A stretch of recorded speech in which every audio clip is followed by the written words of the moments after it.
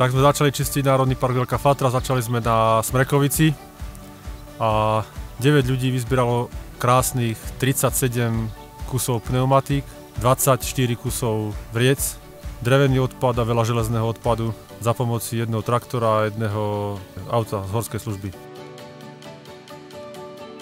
Ani som nečakal, že niečo také dokážeme, je to krásne a som veľmi rád, že to tak dopadlo nakoniec. Takže super.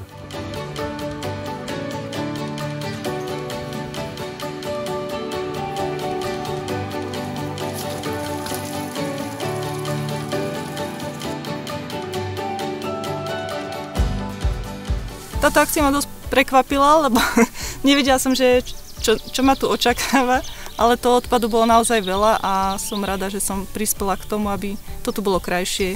Naozaj sme vyzbierali veľké množstvo toho odpadu, čomu sa teším, ale zároveň som ako z toho sklamaná, že naozaj tam toho odpadu bolo veľa a vyzerá, že ešte ho tam aj veľa zostalo.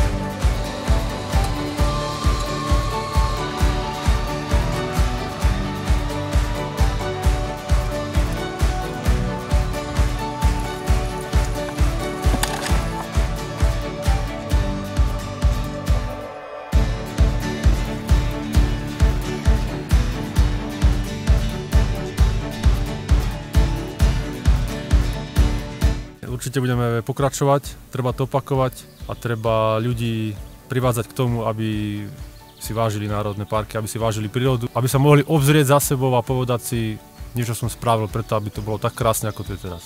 Určite to nie je vhodné riešiť práve takto, neviem, či je to chyba jednotlivca, alebo je to problém organizácie nejakej, ale asi by sa mali ľudia zamyslieť nad tým, čo tu zanechajú po sebe pre svoje ďalšie generácie, aby ich generácie sa nemuseli hanbiť za to, že nájdu niečo takéto v Národnom parku.